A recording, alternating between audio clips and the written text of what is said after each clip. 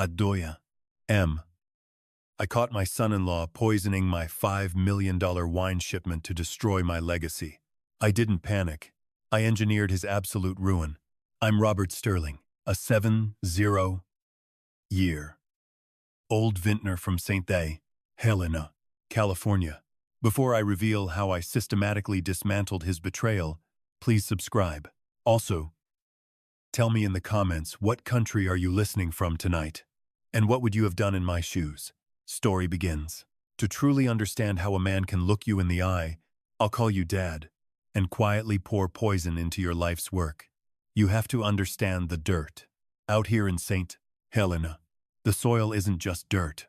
It's a living, breathing history book written in volcanic ash, gravelly loam, and decades of sweat. When the morning fog rolls off the Mayacamas Mountains, blanketing the rows of Cabernet Sauvignon in a heavy, ghostly white, the valley is so quiet you can hear the moisture dripping from the leaves. For 50 years, that sound was my clock. My hands are permanently stained. A faint, stubborn shade of royal purple at the cuticles, a tattoo given to me by half a century of crushing fruit. You don't learn winemaking from a textbook or a spreadsheet. You learn it by kneeling in the mud, tasting the dirt, and waiting. But waiting is a luxury the modern world no longer tolerates. And 3 years ago, the modern world walked into my tasting room, wearing a tailored charcoal suit and a pair of spotless leather Oxfords. His name was Thomas Vance. My daughter, Clara, brought him home on a blistering hot Saturday in August. Clara is an architect, a brilliant woman with her mother's soft, perceptive eyes, but a naive heart that always looks for the best in damaged people. When she introduced Thomas, he extended a hand that had never known a single blister. His grip was practiced firm, but engineered to be so. He had a degree from Wharton, a resume heavy with Wall Street acquisitions, and a smile that was a fraction of a second too quick to appear. "Mr. Sterling," he had said, looking out over my rolling hills of old-growth vines, as if he were looking at a monopoly board. "What you've built here is a gold mine. It just needs a little modernization." I remember the exact bottle I opened for our welcome dinner that night. It was a 1997 Reserve Cabernet, the vintage my late wife, Eleanor, and I had harvested right before her illness took hold. It was a sacred bottle. I poured it into the finest crystal decanter we owned, letting the aromas of dark plum, tobacco leaf, and cedar fill the dining room. When I passed Thomas his glass, he didn't hold it by the stem. He cupped the bowl with his entire hand, warming the wine prematurely, and swallowed half the glass in one unceremonious gulp. He nodded, "Gavapolite hum," and immediately pivoted the conversation back to underutilized assets and tax-incentivized corporate restructuring. He didn't taste the history. He didn't taste Eleanor's memory. He tasted numbers. I felt a cold prickle of unease in the pit of my stomach that night. The same instinct that tells a farmer a frost is coming even when the sky is clear. But I looked at Clara. She was radiant. She was 30, tired of the dating scene in San Francisco, and she truly believed she had found her anchor. So I swallowed my pride, silenced my gut, and gave them my blessing. A year later, they were married. 6 months after that, Thomas convinced Clara that his corporate expertise was wasted at his firm, and that he should join the family business as our chief commercial officer. Let Robert handle the dirt. Thomas had argued during a family barbecue, his voice smooth as silk. "I'll handle the scaling. We're leaving millions on the table by keeping production this limited." I didn't want to fight him. I was getting older. My knees ached on rainy mornings, and the thought of passing the administrative burden to a younger man so I could focus entirely on the barrels was tempting. I agreed, but under one strict, unyielding condition. Sterling Estate would never compromise on quality. We don't buy bulk juice. We don't chemical age. We let the oak and the earth do the talking. Thomas had smiled, clinked his glass against mine, and said, "Of course, Dad, tradition is our strongest asset." The phone call to the federal investigator took less than 3 minutes, but as I hung up and sat back in the heavy leather chair of my study, the silence of the house felt heavier than it ever had before. To understand how a family vineyard becomes a crime scene, you have to look at the roots. Vines don't grow overnight, and neither does malice. It twists slowly, underground, hidden beneath a canopy of beautiful leaves until the fruit itself turns bitter. When Thomas first arrived at Sterling Estate 3 years ago, he brought with him a whirlwind of energy that this valley hadn't seen since the tech boom of the 90s. He was efficient, organized, and carried himself with the supreme confidence of a man who believed that the entire world could be decoded if you just looked at the right algorithm. In those early days, I tried my best to be a supportive father-in-law. I remembered what it was like to be the young man stepping into an established domain, eager to prove my worth. When I married Eleanor in 1978, her father had looked at me with the same skeptical, weathered eyes I now used on Thomas, but I had come to the valley with dirt under my fingernails and a deep reverence for the land. Thomas came with a laptop and a collection of buzzwords. "We need to think about brand optimization." "Robert," Thomas said during a dinner on our veranda, just 3 months after his wedding to Clara, the sun was dipping below the horizon, painting the sky in bruises of purple and gold. "Sterling Estate is a premium boutique label." "Yes. But boutique is just a romantic word for underscaled. We are sitting on prime real estate, yet our annual case production is less than half of what the land could technically support." Clara smiled, reaching across the table to squeeze his hand. She looked so happy, so convinced that her brilliant husband was going to secure our family's financial future for generations to come. "Thomas has been looking at the regional yield data, Dad," she added softly. "He thinks we can maximize the western slope without hurting the old block." I took a slow sip of my Sauvignon Blanc, letting the crisp acidity clear my palate before I spoke. "The western slope has shallow topsoil over fractured shale, Thomas," I explained, keeping my voice level, the tone of a teacher rather than a boss. "If we overplant there, the vines will stress too early. The berries will be small. The tannins too harsh. We harvest fewer tons from that slope, because that's all the earth wants to give us. If you force the land to do more than it's capable of, it punishes you in the bottle." Thomas smiled that quick, polished flash of white teeth that never quite reached his eyes. "That's the traditional view, Robert. But with modern drip irrigation scheduling and targeted nitrogen injections, we can bypass those soil limitations entirely. We can force the vines to produce." "We don't force anything here," I replied, setting my glass down with a definitive click against the wrought iron table. "We listen. That is the difference between making wine and manufacturing a beverage." Thomas conceded the point that night with a smooth chuckle, raising his glass in a mock toast to tradition. But I noticed the way his fingers tightened around the stem of his glass until his knuckles turned white. He didn't like being told no. In his world of private equity and short-term liquidations, a no was just an inefficiency waiting to be bypassed. As the months rolled on, Thomas transitioned into his role as Chief Commercial Officer, and the subtle friction between us began to calcify into something dangerous. He stopped arguing with me openly. Instead, he began to wage a war of administrative attrition. I would walk into the barrel room and find the humidity controls adjusted by 2%, just enough to speed up evaporation and force an earlier bottling date, saving a few $1,000s in warehouse climate costs. I would look at the chemical analysis reports from our lab and noticed that Thomas had authorized the use of commercial yeast strains designed to mimic the complexity of wild fermentation without the unpredictable timeline. Every time I caught these infractions, I corrected them. Every time I confronted him, he had a perfectly logical, corporate excuse ready. It was an oversight by the seller team. "Robert, I was just trying to create a backup contingency." "Dad." The supplier assured me this was the industry standard now. He was testing my perimeter, checking to see how awake the old lion really was. He assumed that at 70 years old, I was content to sit on the porch, drink my scotch, and let the young world pass me by. He saw my gray hair and my slow, deliberate movements as signs of a fading mind.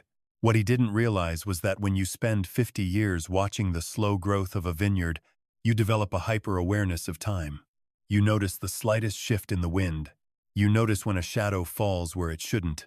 The true darkness began to take shape during the planning stages for our European export contract. It was a massive undertaking, 5,000 cases of our flagship Cabernet Sauvignon, destined for the finest cellars in London, Paris, and Zurich. It was the kind of legacy-defining deal that an independent winery dreams of. Thomas had thrown himself into the logistics with an intensity that bordered on obsessive. He lived in his office, surrounded by stacks of customs declarations, shipping manifests, and state regulatory compliance folders. For the first time, he wasn't complaining about our limited production. In fact, he seemed completely unfazed by the sheer volume of high-grade fruit required for the order. One rainy Tuesday afternoon, I stopped by his office to drop off the final blending approval sheets. The door was slightly ajar. Thomas was on his phone, his back turned to the door, staring out at the sheet of gray rain washing over the courtyard. "No, I understand the timeline," Thomas was saying. His voice dropped to a low, intense hiss I had never heard him use before. The old man is completely focused on the sensory profiles. He isn't looking at the bulk intake logs. Just make sure the delivery trucks arrive after 10:00 p.m. The night shift is handled.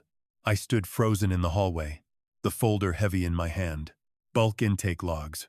Sterling Estate didn't use bulk juice. We used nothing but estate-grown, hand-harvested fruit. The very concept of a late-night delivery truck was an anomaly that sent a cold spike of dread straight to my heart. Instead of pushing the door open and demanding an explanation, I took a soft step backward, letting the plush hallway carpet swallow the sound of my boots. I walked back to my office, closed the door, and locked it. My hands were shaking, not from fear, but from a profound, sickening realization. The son-in-law I had welcomed into my home, the man who held my daughter's heart, wasn't just a greedy corporate climber. He was a parasite, feeding on the carcass of my life's work. A few days later, Thomas announced he had to take a mandatory business trip to San Francisco to finalize the maritime shipping insurance with our underwriters. He kissed Clara goodbye on the steps of the main house, promising to bring her back something special from the city. He looked like the picture-perfect husband, attentive, successful, deeply committed to the family enterprise.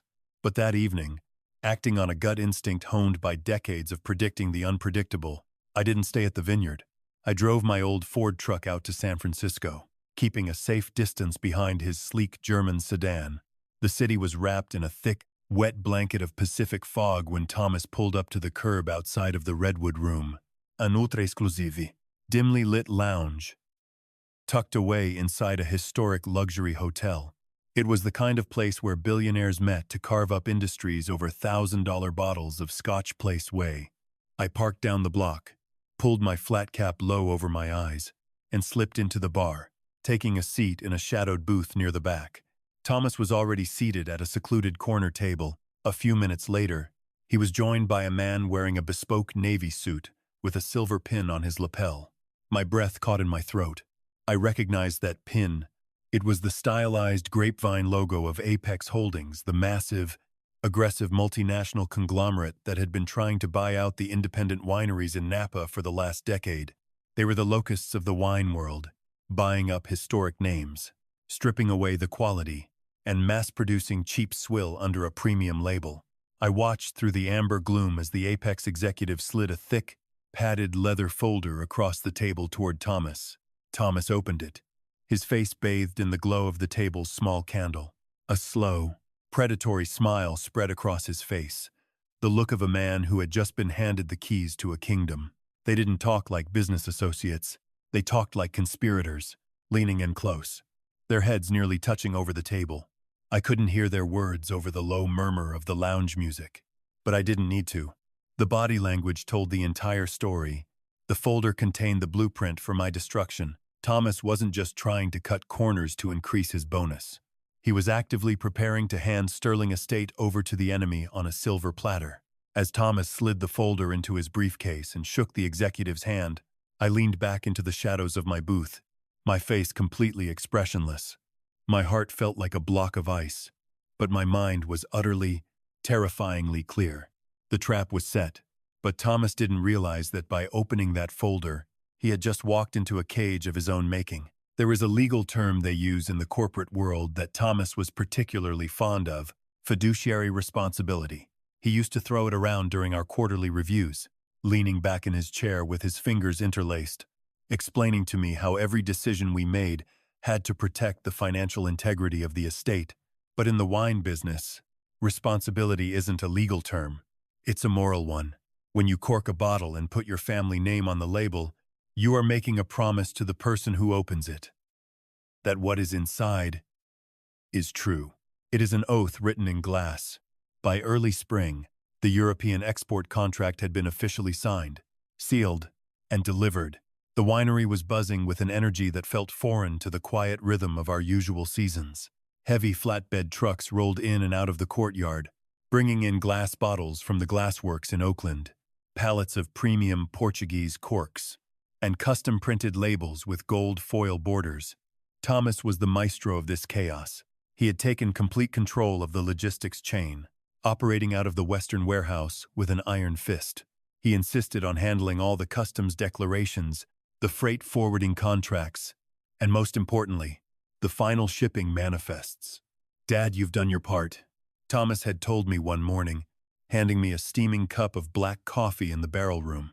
His smile was warm, the picture of a dutiful son protecting his aging father. "You designed the blend. Let me handle the bureaucratic nightmare of getting it across the Atlantic. You shouldn't be stressing over federal export codes at your age." I looked at him, looking past the expensive porcelain veneer smile, straight into his eyes. They were cold, scanning my face for any sign of suspicion. "I appreciate it, Thomas," I said, keeping my voice soft, letting a faint, weary tremor creep into my tone. I needed him to believe I was tired. I needed him to believe the old man was finally surrendering the reins. "Just make sure the paperwork is immaculate. The European regulators don't play around with regional classifications." "Don't worry," he chuckled, tapping the leather binder under his arm. "Every single document requires a digital and physical signature. I'm signing off as the sole corporate officer for this shipment. If there's a single comma out of place, it's on my head." "Exactly," I thought as he walked away, "on your head." But my compliance wasn't passivity. It was a strategy. A week after that conversation, while Thomas was in Napa Town attending a regional marketing gala, I used my master key to enter the administrative office after the cleaning crew had left. The room smelled of expensive cologne, leather, and the ozone tang of high-end printers. I sat down at the secondary terminal, logging into our inventory and procurement software using my founder's credentials. I didn't look at the sales numbers. I looked at the purchase orders. A vintner knows his costs, down to the penny. I knew exactly how much organic fertilizer we used, how much we paid for diesel, for the tractors, and the precise cost of our seasonal labor. But as I scrolled through the March line items, a specific sequence of invoices caught my eye. They were billed to a company called Valley Agricultural Solutions, based out of Fresno, in California's Central Valley. The Central Valley is the industrial factory of American wine. It's where they grow cheap, mass-produced grapes on flat, dusty plains, using massive mechanical harvesters and heavy chemical interventions to produce industrial juice for bottom-shelf box wines, under the strict rules of the Napa Valley AVA, American Viticultural Area. It is a federal crime to mix Central Valley fruit into a bottle labeled as a premium Napa vintage. The invoices were clever. They didn't list grapes. They listed organic soil enrichment compound and liquid micronutrient supplements. But the dollar amounts were massive, $48,000 per delivery. And the delivery dates perfectly matched the Tuesday and Thursday night security camera glitches I had noticed earlier. I leaned back in the chair, the green light of the monitor reflecting off my glasses. My breath felt shallow. The physical evidence was right in front of me. He wasn't just cutting corners. He was buying industrial grape concentrate and synthetic color enhancers, likely Mega Purple, a thick, sugary additive used by cheap commercial brands to make thin, watery wine look dark and expensive. He was pumping this chemical slurry into our pristine, $5 million European shipment. A wave of profound, suffocating sorrow washed over me. I thought of Clara. I thought of the way she looked at him across the dinner table, her eyes filled with a quiet, secure love. She had spent her 20s building a career, lonely, waiting for someone she could trust to build a life with. She thought Thomas was that man. If I destroyed him, I would break her heart. I would be the father who ripped away her happiness.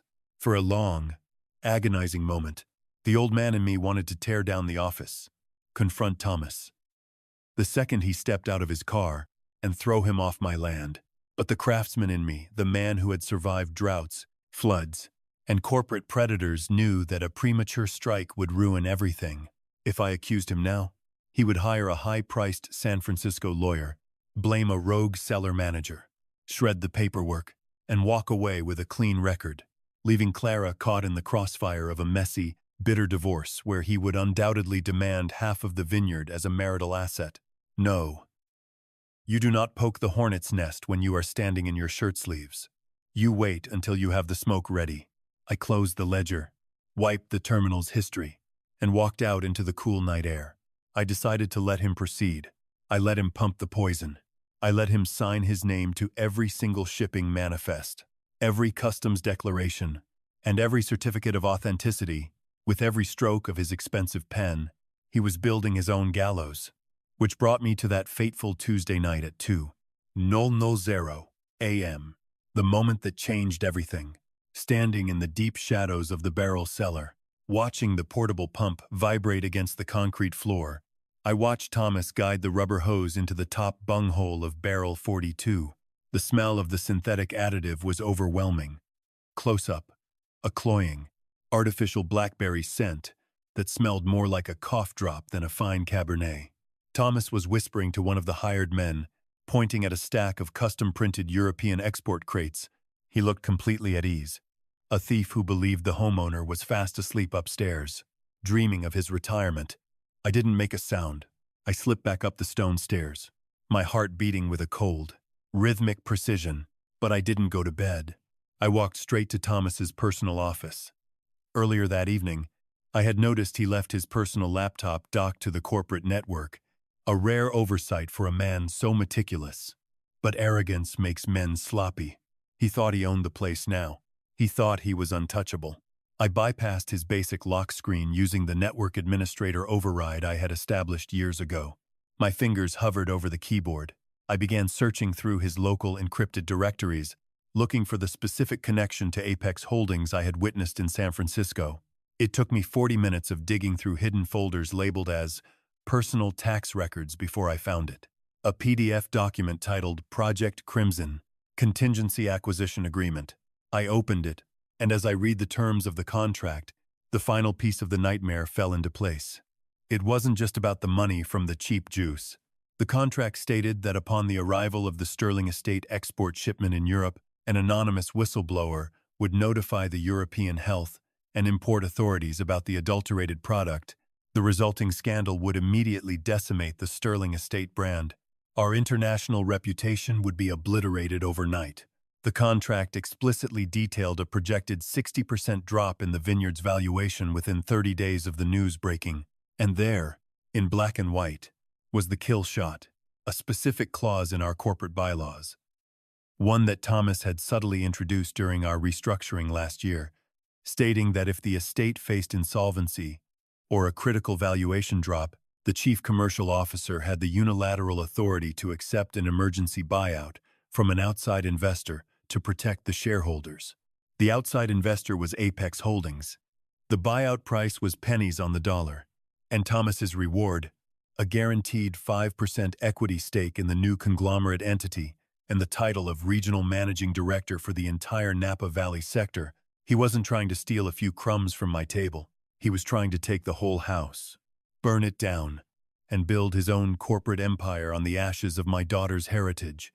I stared at his signature at the bottom of the agreement, right next to the stamp of the Apex corporate seal. My face was completely expressionless. But inside, the last shred of mercy I had for Thomas Vance withered and died. I inserted a encrypted thumb drive into the laptop, copied the file, and closed the screen exactly as I found it. I stood up, walked over to the window, and looked out at the dark, silent valley. The storm was here. But Thomas didn't realize that I wasn't the prey fleeing from the lightning. I was the lightning. The morning after I discovered Project Crimson, the fog hung so low over the valley, it swallowed the tops of the trellises entirely. I sat on my porch with a mug of black coffee, watching the gray mist drift across the lawn. Inside the house, I could hear the muffled sounds of Clara humming as she made breakfast. It was a normal Beautiful Wednesday morning on the surface, but beneath my feet, the ground had already shifted. When you find out someone is trying to destroy everything you've built, your first instinct is a violent one. You want to scream, to confront them, to tear their life apart the way they are tearing yours. But a vineyard teaches you that anger is a waste of energy. If you get angry during a drought, you just dry up faster. You have to save your water. You have to move with precision. Clara stepped out onto the porch, wrapping her cardigan tight around her shoulders against the morning chill. She leaned down and kissed my cheek. "You're up early, Dad," she said, looking out over the misty vines. "Is your arthritis acting up again?" I forced a gentle, tired smile onto my face, letting my shoulders slump just a fraction of an inch lower than usual. "A little bit, sweetheart. The dampness gets into the bones these days. I think the valley is telling me I'm getting too old to chase the tractors." She looked at me, a flash of genuine worry crossing her soft eyes. She reached out and squeezed my hand, the hand that was permanently stained with the purple ink of my life's work. "You've worked hard enough. Dad Thomas and I can handle the heavy lifting now. You should be resting." "I know," I murmured, looking past her into the kitchen, where Thomas was standing by the counter, scrolling through his phone with one hand while holding a glass of orange juice with the other.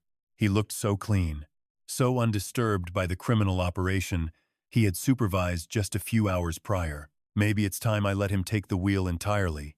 That afternoon, I called a meeting in my office. I made sure the room smelled slightly of old paper and dust, keeping the blinds drawn to cast a heavy, dim shadow over the desk.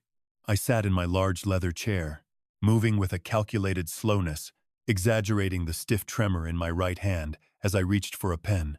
Thomas walked in, his leather briefcase clicking open with a sharp, professional snap. He sat across from me, his posture straight, his silver pen ready. "Thomas," I began, my voice deliberately raspy, pitched lower to convey a sudden, heavy exhaustion. "I've been thinking about what you said regarding the European shipment, the logistics, the customs, the compliance folders.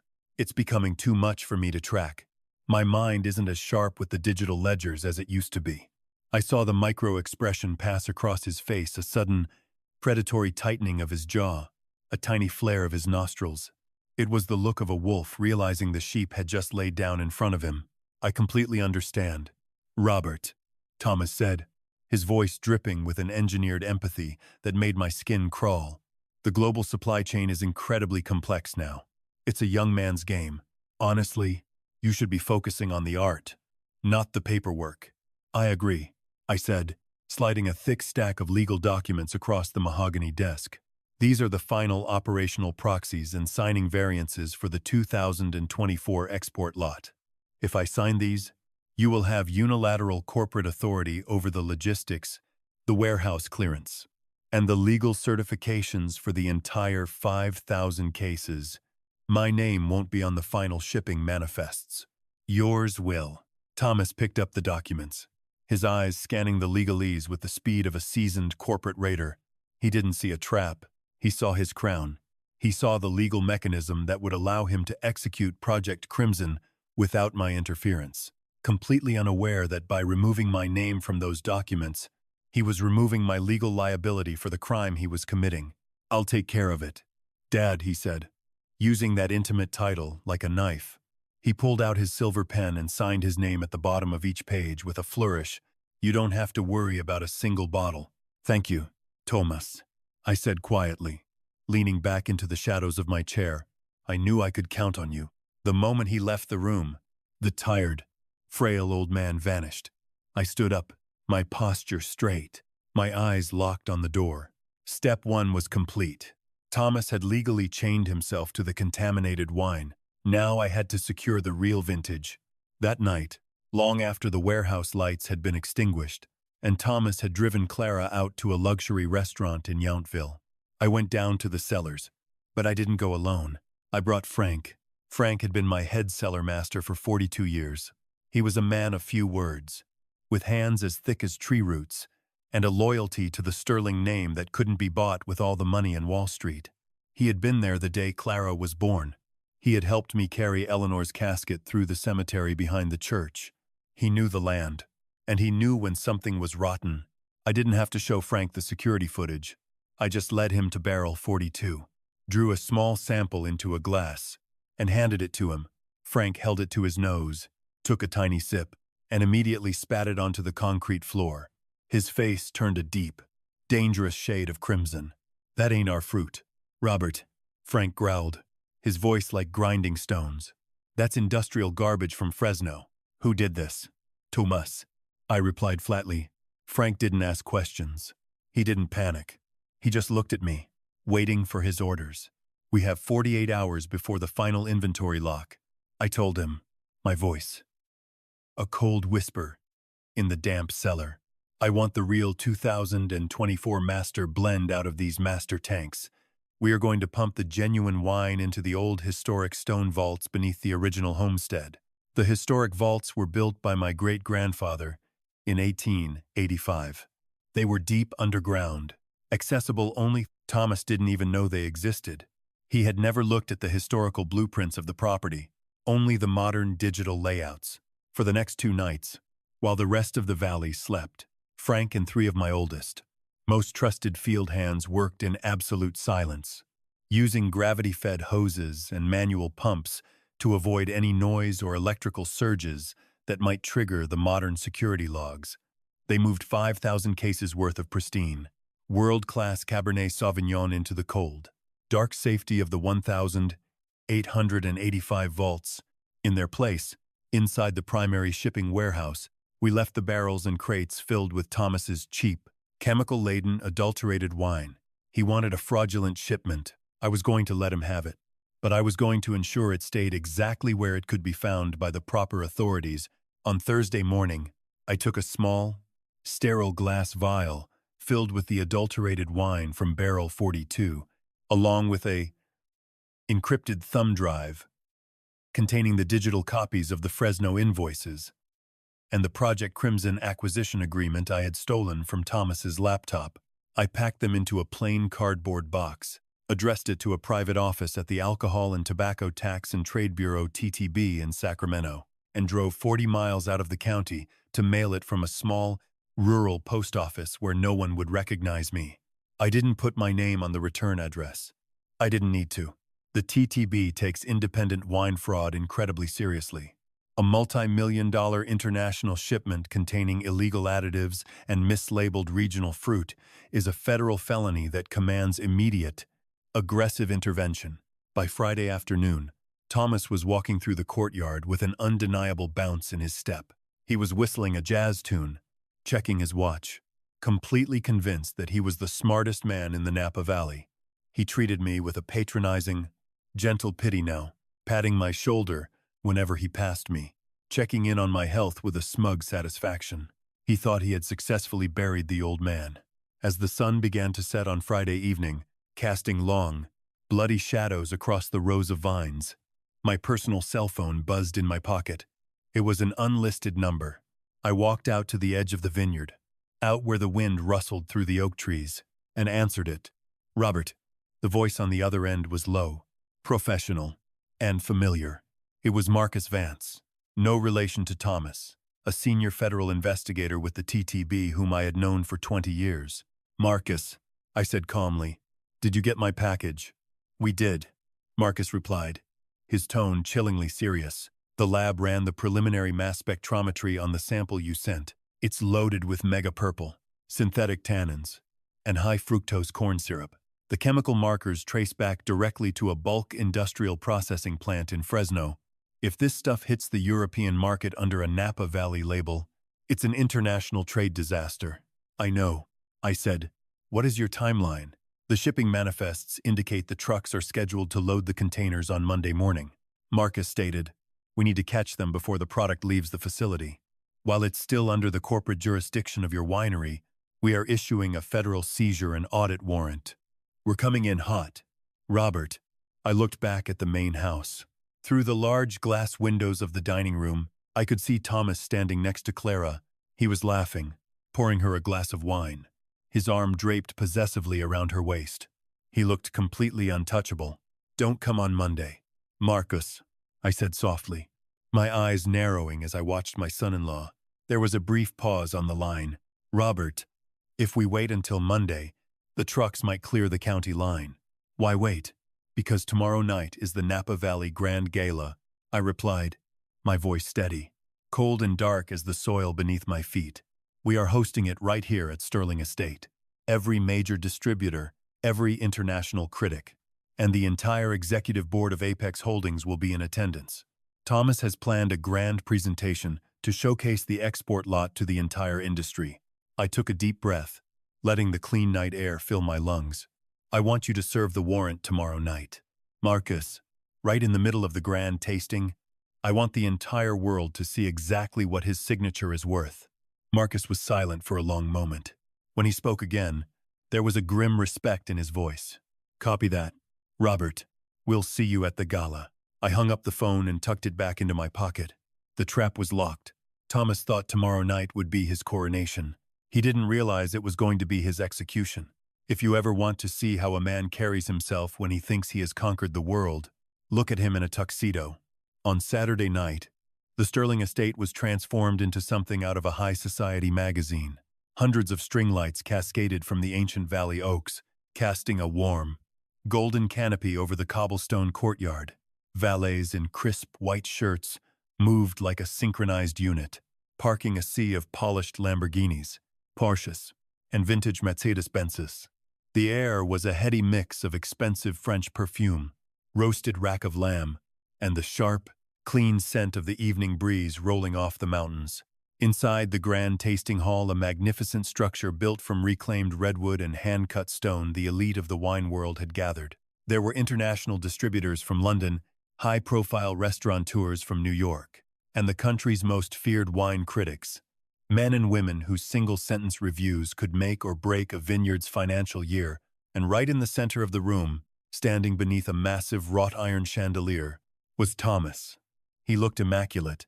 His tuxedo was bespoke, the satin lapels catching the light perfectly. As he held court with a group of European investors, he was in his absolute element, gesturing with a crystal glass of our reserve Merlot, laughing at just the right volume, exuding the effortless charm of a man who believed every single person in the room was a chess piece. He had already moved. Standing a few feet away from him was Julian Croft, the CEO of Apex Holdings. Croft was a man in his late 50s with slick-back silver hair and the predatory eyes of a shark. He didn't look at the wine. He looked at the building, evaluating the square footage, calculating the liquidation value of the historical artifacts. Thomas and Croft exchanged a brief, almost imperceptible nod over the rims of their glasses. A silence confirmation. The deal was as good as done. I stood in the deep shadows near the back of the room, leaning against a heavy timber pillar. While everyone else was sipping wine, I held a simple glass of sparkling water with a twist of lime. My doctor always told me alcohol numbs the senses after a while, and tonight, I needed every single nerve ending in my body to be completely awake. Clara walked up to me, her silk emerald gown rustling softly against the floorboards. She looked beautiful, but there was a faint, lingering tiredness in her eyes that made my heart ache. She wrapped her arm through mine, leaning her head against my shoulder. He's doing amazing, isn't he? Dad, she whispered, watching Thomas charm. A French distributor. I know you two have had your differences, but he really did this for us. He's putting Sterling Estate on the global map. I looked down at her, swallowed the bitter lump of truth in my throat, and gently patted her hand. He's worked very hard. Clara, more than you know, he told me tonight, is going to change our lives, she said, her voice filled with a quiet, innocent hope. He said, after tonight, you won't ever have to worry about the business again. You can just let go. He's right about one thing, I murmured, staring directly at Thomas's profile. Tonight will change everything. At no zerope. The soft background jazz music faded out. The ambient lights in the grand hall dimmed, leaving a sharp, dramatic spotlight focused entirely on the raised oak stage at the front of the room.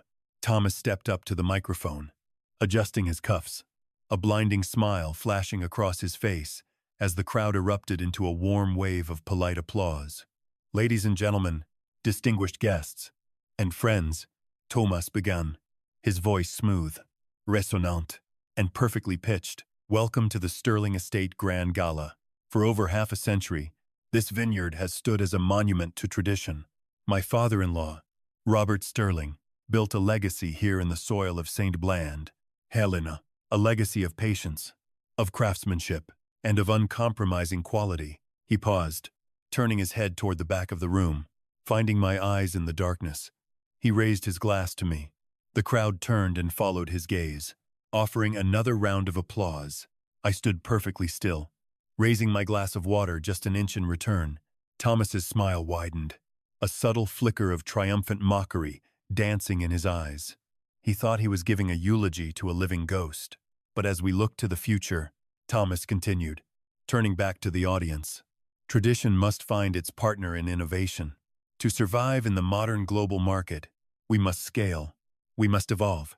And tonight, I am incredibly proud to announce that Sterling Estate has officially secured a historic 5,000-case export contract with the premier distributors of Europe. A murmur of impressed approval rippled through the crowd of investors.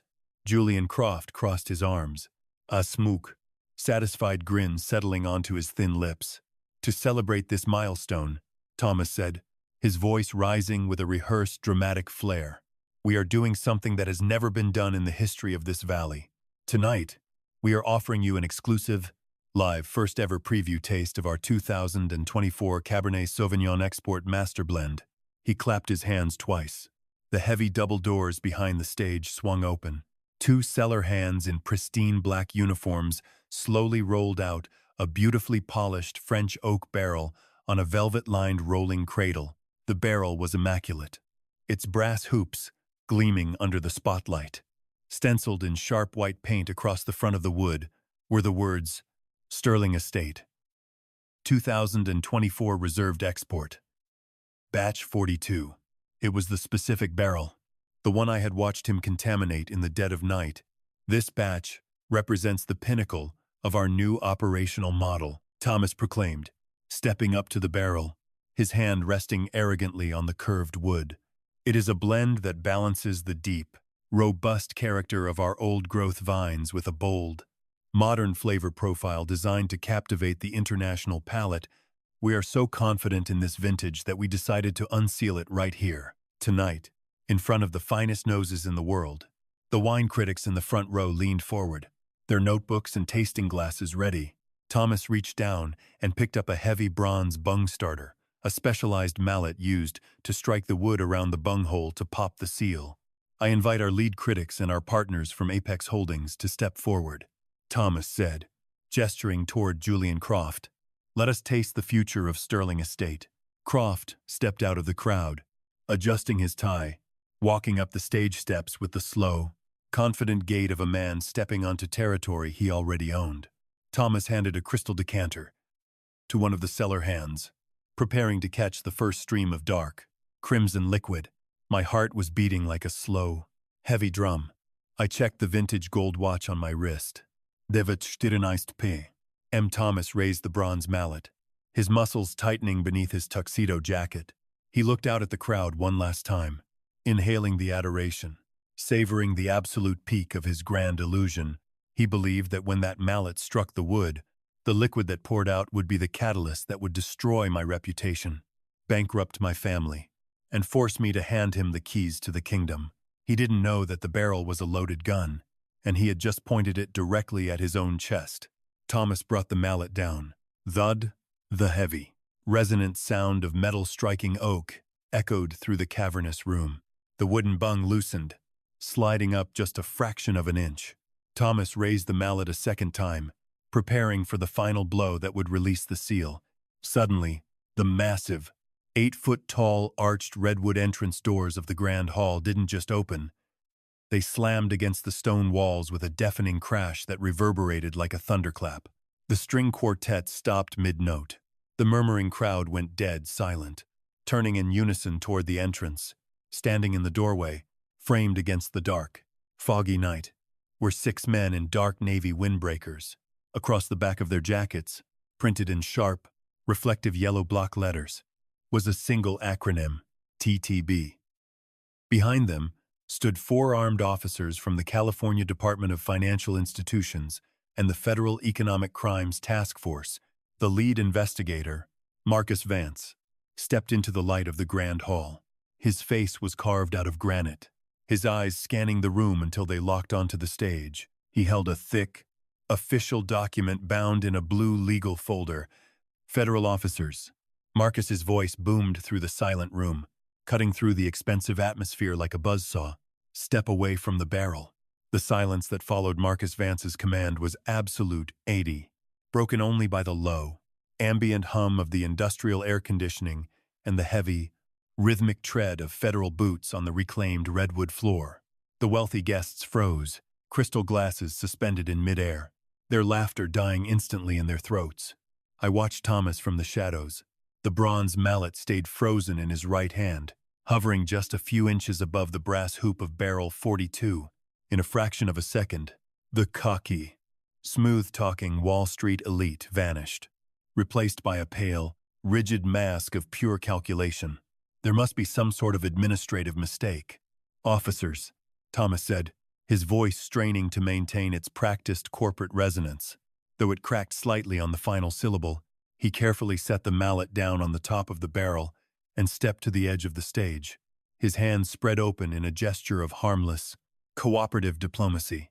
I am Thomas Vance, Chief Commercial Officer of Sterling Estate. This is a private, high-profile event for our international partners. If there is an issue with our shipping permits or state licensing, my office can resolve it with your department first thing Monday morning. Marcus Vance didn't stop walking. He led his team straight down the center aisle of the grand hall, the crowd parting before his dark navy TTB jacket like water before a ship's bow. He didn't look at Thomas's open hands. He walked right up to the base of the stage, unbuttoning his jacket just enough to reveal the gold federal badge glinting under the sharp spotlight. We aren't here for a routine licensing issue, Mr. Vance, Marcus said, his voice flat, dry and terrifyingly official. We are here executing a federal seizure and emergency audit warrant issued by the United States District Court for the Eastern District of California. We have credible physical and digital evidence of large-scale product adulteration, agricultural fraud, and international trade violations involving the 5,000-case export lot currently stored on these premises. A collective, sharp intake of breath rippled through the room. The wine critics in the front row immediately leaned in toward each other, their whispers cutting through the tension like a swarm of hornets. Julian Croft, the CEO of Apex Holdings, took a deliberate, slow step backward, separating himself from Thomas by a wide, clinical margin. His face had gone completely expressionless, his eyes narrowing as he mentally calculated the distance needed to protect his own corporate skin. Clara rushed forward from my side, her emerald silk gown rustling frantically against the floorboards. "What are you talking about?" she demanded, her voice shaking with a mixture of fear and fierce indignation. "There is no fraud here. My family has made wine in this valley for 50 years. Our reputation is spotless." Marcus turned his head slightly, looking at Clara with a brief flash of professional sympathy, but his posture remained rigid. "Mom, please step back. Officers, secure the perimeter of the stage. Technicians, pull the sample." 2 TTB technicians stepped onto the stage, carrying a heavy, foam-lined aluminum case. Thomas tried to block them, his chest heaving beneath his tailored tuxedo. "You can't just disrupt a commercial operation without a verified chemical profile. This is a malicious attack on our brand equity. Move aside." "Sir," one of the armed federal task force officers said, his hand resting calmly but deliberately on his utility belt. Thomas blinked, looking at the officer, then slowly stepped back, his hands trembling. The technician didn't hesitate. He pulled the loose wooden bung from the top of barrel 42. The moment the seal was broken, the liquid inside didn't release the deep, complex aroma of aged Cabernet Sauvignon, tobacco, and French oak. Instead, a sharp, cloying, artificial scent drifted out over the front rows, a heavy, sugary smell of synthetic blackberry and industrial preservatives, like a mass-produced cough syrup. Evelyn Thorne, the chief critic for the Wine Advocate, leaned forward, her sharp nostrils flaring. She didn't need a laboratory test. She had one of the most famous palates in the world, and the moment that artificial vapor reached her, her mouth twisted into an expression of profound disgust. She looked up at Thomas, her eyes cutting through him like a blade. The technician dipped a long glass pipette into the dark depths of the barrel, drawing up a thick, almost ink-like purple liquid. He dropped a few milliliters into a digital refractometer and a mobile mass spectrometer docked on the aluminum case. The machine whined for 3 agonizing seconds, a low electronic pulse that felt like a countdown, before emitting a sharp, definitive beep. The technician read the digital screen, nodded grimly, and looked up at Marcus Vance, confirming a high-density presence of synthetic tannin additives, high-fructose corn syrup, and diethylene glycol stabilizers. The chemical footprint indicates a base of non-premium Vitis vinifera juice from the Fresno Industrial Basin. Total product adulteration exceeds 40%. This fluid is completely non-compliant with Napa Valley AVA regulations. The Grand Hall erupted into chaos. Investors began shouting. Distributors turned away in disgust. And the cameras of several lifestyle journalists began flashing rapidly, capturing the exact moment the historic Sterling Estate brand was dragged into the mud. "It's a lie. It's a setup," Thomas roared, his polished Wall Street demeanor completely shattering. His face turned a mottled, desperate shade of purple as he pointed a shaking finger down at the cellar workers standing by the stage. They did this. It was a rogue operation by the warehouse staff. They were skimming the premium juice and replacing it with bulk filler to sell on the black market. He turned his wild, bloodshot eyes toward the back of the room, finally locking on to me. He raised his voice to a screeching, frantic pitch. Robert, tell them. Robert is 70 years old. Officers, he's been losing his cognitive faculties for the past year. His management of the cellars has been completely negligent. He doesn't know what's going on in his own winery. I've been trying to save this business from an old man's senility. He must have signed off on these bulk deliveries without reading the invoices. The room went dead silent again, every eye turning to see how the old lion would respond to being thrown under the bus by his own blood. I didn't yell. I didn't rush the stage. I simply stepped out of the deep shadows of the redwood pillar, my movements slow, steady, and entirely unbothered. I walked down the center aisle, my eyes locked on Thomas. When I reached Marcus Vance, I stopped. I reached into my jacket pocket and pulled out a clean white handkerchief, calmly wiping a speck of dust from my watch face before looking up at my son-in-law. Marcus Vance opened the blue legal folder he was holding, pulling out a thick sheaf of documents covered in official federal stamps. "Mr. Vance." Marcus's voice cut through the residual murmurs of the crowd like a guillotine. "We didn't just run a chemical test on the wine tonight. Our cybercrimes division and financial auditors spent the last 24 hours reviewing the digital ledgers, the shipping manifests, and the procurement records from Valley Agricultural Solutions in Fresno." Marcus stepped up the stage stairs, holding the pages directly in front of Thomas's face. "Every single purchase order for the chemical additives, every late-night warehouse security override, and every single international customs declaration for this fraudulent lot carries only one signature." Marcus pointed to the bottom of the pages, where a sleek, elegant signature stood out under the bright stage lights. "Yours, Thomas. You signed these documents under the unilateral executive proxy you demanded 3 weeks ago. Robert Sterling's name is not on a single piece of this paper trail. You legally insulated him from the entire operation." Thomas froze. The breath completely left his body, his mouth hanging open as he stared at his own signature. It was the exact paperwork he had bragged about signing, the documents he thought would give him total control over Project Crimson. He had built his own gallows, carved the wood, tied the noose, and I had simply stood back and let him step onto the trapdoor. Before he could utter another word, the heavy side doors of the Grand Hall swung open. Frank, my head cellar master, walked into the room, his thick arms crossed over his chest.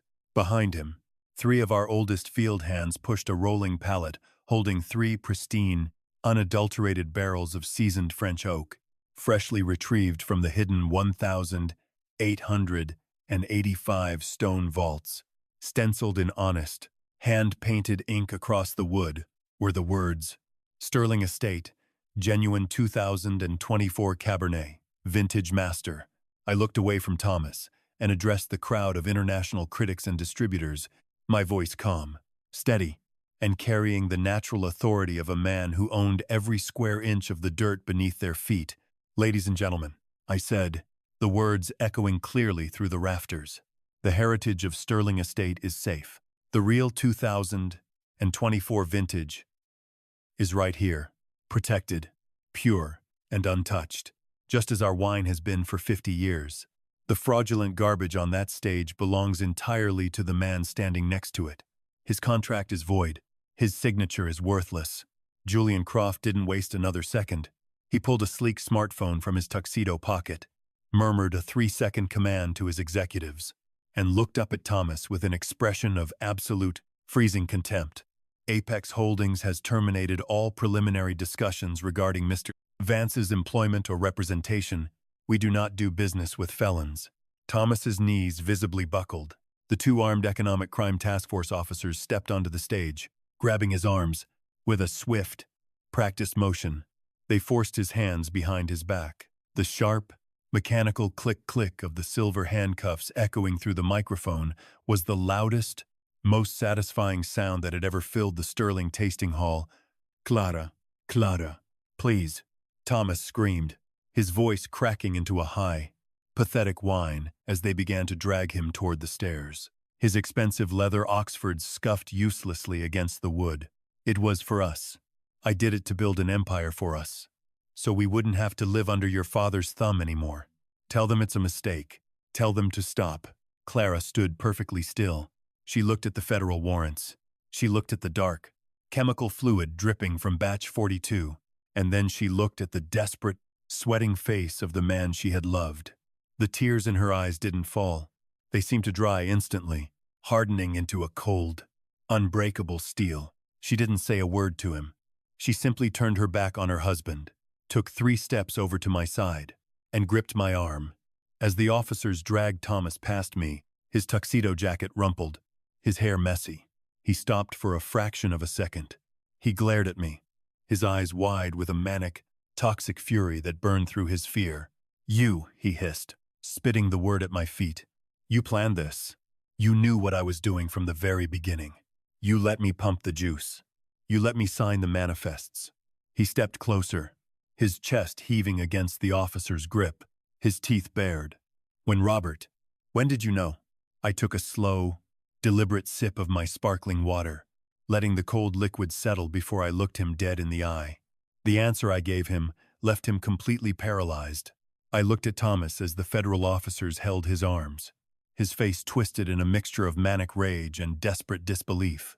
The entire grand hall was silent, waiting for the old man's final word. "I knew the night you came to our home for dinner, Thomas," I said, my voice barely above a whisper, yet carrying perfectly across the quiet room.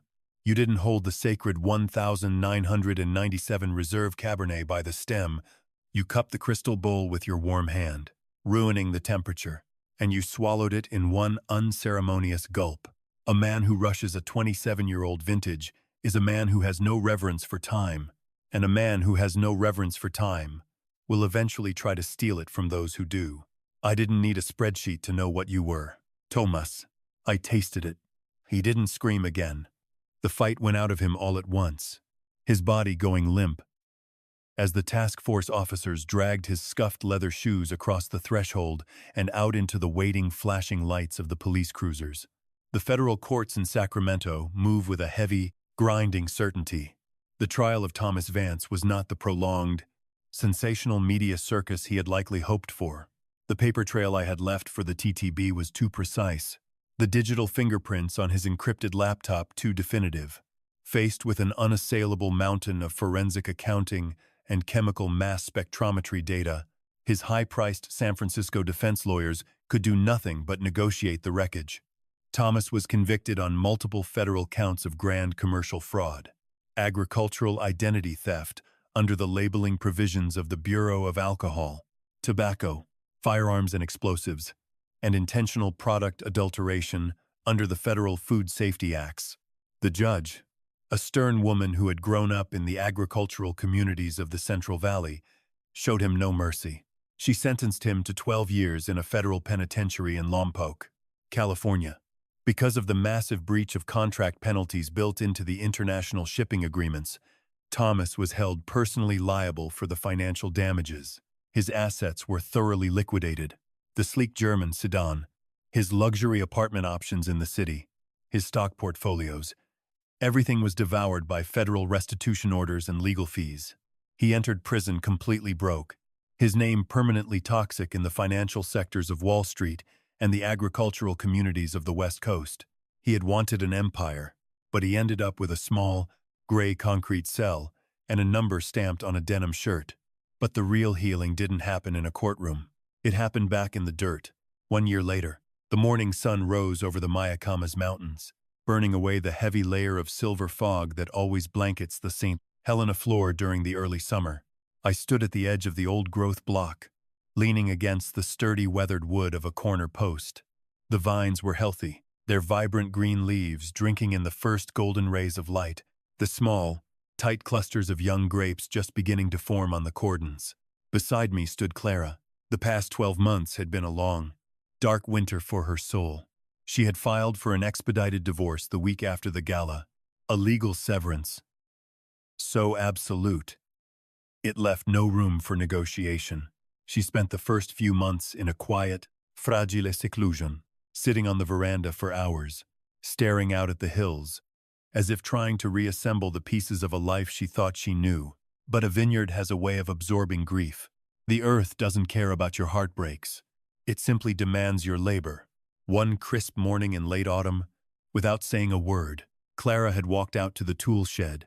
She took off her expensive designer watch, rolled up the sleeves of her flannel shirt, and asked Frank for a pair of heavy leather pruning shears. She had spent her life designing glass and steel skyscrapers in San Francisco, but she realized that the most beautiful structures are the ones that grow out of the mud. She gave up her architecture practice. She became my apprentice. I watched her now as she knelt in the rich, gravelly loam, checking the drip line emitter near the base of an old vine. Her hands were no longer pristine and soft. Her fingernails were cut short, and her cuticles bore that familiar, permanent tint of deep royal purple. The unmistakable badge of a true vintner. She looked up at me, the morning sun catching the corners of her eyes, and for the first time in a year, her smile was completely genuine, free of the heavy shadows of the past. The sugar levels in the sap looked perfect this morning. "Dad," she said, wiping a streak of dust from her cheek with the back of her forearm. "Frank thinks if the weather holds like this through August, the 2026 harvest will be even better than the 24. Frank is usually right about these things." I smiled, walking over to sit on the tailgate of my old Ford truck. On the ribbed metal bed sat an open wooden crate containing a single, dust-free bottle of our real, unadulterated 2024 Cabernet Sauvignon, the vintage we had rescued from the historic 1,885 vaults. Clara climbed up onto the tailgate beside me, swinging her boots. I pulled a pocket knife from my jeans, sliced the heavy tin foil from the neck of the bottle, and used an old brass corkscrew to slowly draw the cork. The sound it made, that deep, resonant pop, echoed softly through the quiet rows of vines. I poured the dark, thick liquid into 2 simple tumblers. We didn't need the crystal decanters today. We didn't need the fancy chandeliers or the applause of international critics.